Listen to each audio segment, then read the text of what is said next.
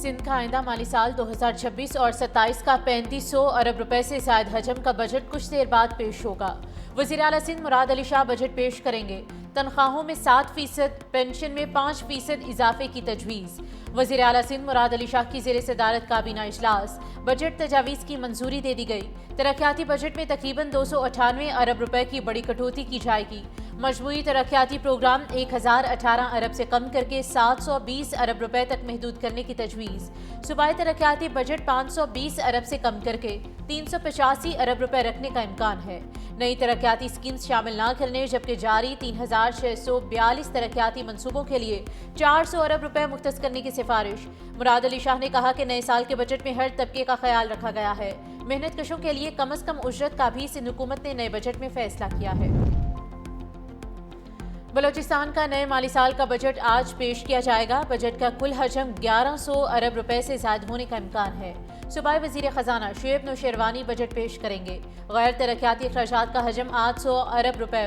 PSDP के तहत तरक्याती budget के लिए 300 अरब रुपए मुख्तस किए जाने का इम्कान।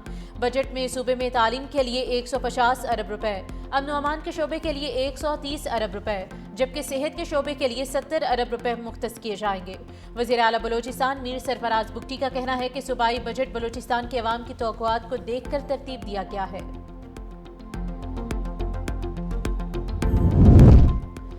तनकीद करने वाले अनासिर बजट के खदोखाल जाने बगैर मनफी प्रोपेगेंडा कर रहे हैं। बजट मुतवाज़न और रिलीफ पर मबनी है। वफाकी वज़रा अताउल्लाह तारड़ और बिलाल अज़हर कियानी की वफाकी बजट पर ब्रीफिंग। अताउल्लाह तारड़ ने कहा कि मुश्किल मुआशी हालात के बावजूद इस्तेहकाम हासिल किया गया। माजी में मईशत डिफ़ॉल्ट के खतरे से दोचार थी। महंगाई 38% और शराय सूद 22% तक थी। मौजूदा हुकूमत ने मुआशी सूरत हाल बेहतर बनाई। IMF से मुआहदे और मुआशी इस्लाहात के जरिए इस्तेहकाम लाया गया। बिलाल अज़हर कियानी का मजीद कहना था कि बेनज़ीर इनकम सपोर्ट प्रोग्राम के लिए 838 अरब रुपए मुख्तस किए गए। वज़ीर आज़म यूथ पैकेज के तहत भी बड़े फंड्स मुख्तस किए गए।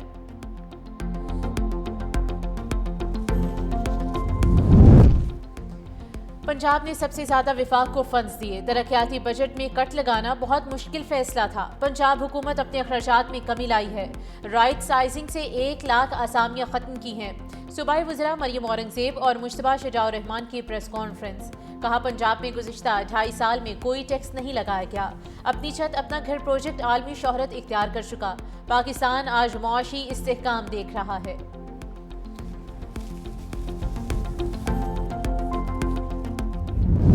ईरान अमरीका अमन मुआहिदे में सिर्फ 2 दिन बाकी। फरीकैन और सालिसों की तजवीज़ पर मुलाकात बर्गन स्टॉक में रखी गई है।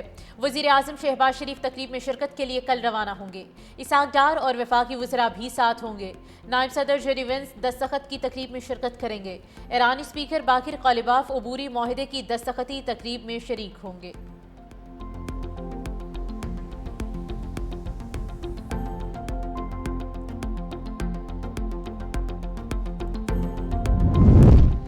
अमन डील पर दस्तखत से पहले ही अमेरिका ने ईरान की समंदरी नाकाबंदी खत्म कर दी। ईरानी खाम तेल ले जाने वाला तीसरा टैंकर अमेरिकी बहरी नाकाबंदी के दायरे से निकल गया।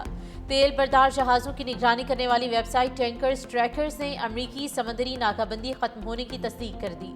नेशनल इरानियर कंपनी अब तक 3 टैंकर्स अमेरिकी बहरी नाकाबंदी के दायरे से बाहर निकल चुके। जहाज़ों में मजमूई तौर पर 48 लाख बैरल ईरानी खाम तेल मौजूद है। 2 माह से अमेरिकी बहरिया ईरानी बंदरगाह की तरफ आने जाने वाले जहाज़ों को रोक रही थी।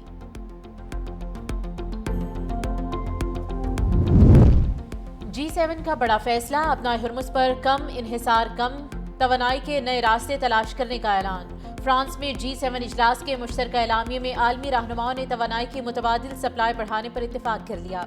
बहरी रास्तों की आज़ादाना आमदोरफ्त यकीनी बनाने, ईरान को जौहरी हथियारों से रोकने और इलाकाई खतरात के हल के लिए मुज़ाकरात जारी रखने पर जोर। लेबनान में जंगबंदी और यूक्रेन की हिमायत का इआदा भी किया गया।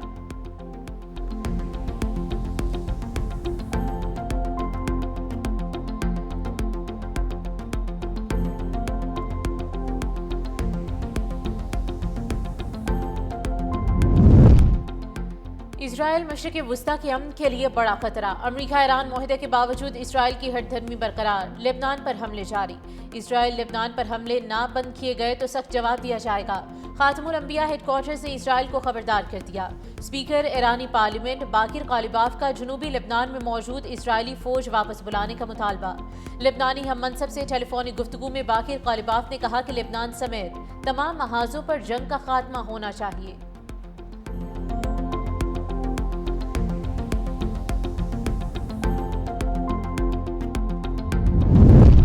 امریکہ نے اسرائیل کی ایران معاہدے کی تفصیلات تک رسائی کی درخواست مسترد کر دی ہے۔ اسرائیلی میڈیا کے مطابق اسرائیل نے امریکہ سے ایران مفاہمتی یادداشت تک رسائی کی باضابطہ درخواست کی تھی۔ امریکہ نے قومی سلامتی کے حساس معاملے پر اسرائیل کو معاہدہ دکھانے سے انکار کر دیا۔ اسرائیلی حکام نے امریکی فیصلے کو حیران کن قرار دیا ہے۔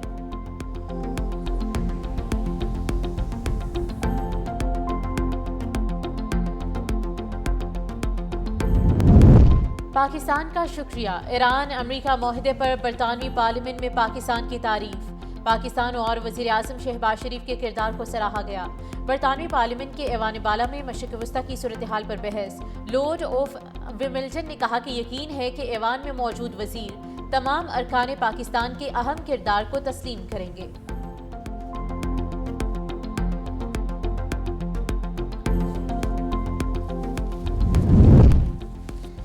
دہشت گرد تنظیمیں افغانستان سے سرگرم ہیں اور افغان حکومت کو اپنی سرزمین پاکستان کے خلاف استعمال ہونے سے روکنا ہوگا۔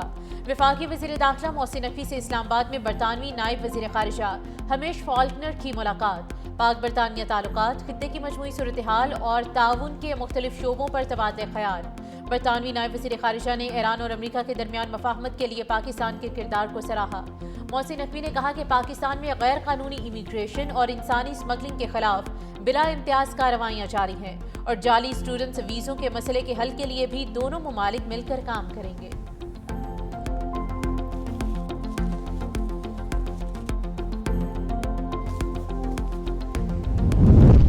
پاکستان کا کرنٹ اکاؤنٹ سرپلس ہو گیا، مئی میں 45 crore 90 lakh dollar surplus record. State bank of Pakistan کے مطابق اپریل میں 27 کروڑ 60 لاکھ ڈالر خسارے کے مقابلے میں بہتری آئی۔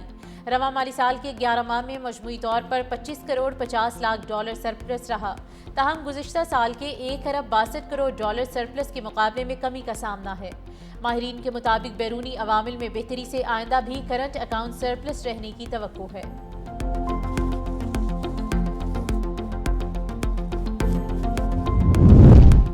ایل پی جی کی قیمتوں میں مسلسل اضافے سے شہری پریشان، لاہور سمیت پنجاب کے بیشتر شہروں میں ایل پی جی 600 سے 700 روپے میں فروخت، انتظامیہ خاموش تماشائی بن گئی۔ شہریوں کا کہنا ہے کہ پہلے ہی گیس کی لوڈ شیڈنگ اور کم پریشر کے باعث مشکلات کا سامنا تھا، اب ایل پی جی کی بڑھتی ہوئی قیمتوں نے گھریلو بجٹ مزید متاثر کر دیا ہے۔ عوام نے مطالبہ کیا ہے کہ حکومت اور مقامی انتظامیہ نوٹس لے کر قیمتوں کو کنٹرول کریں۔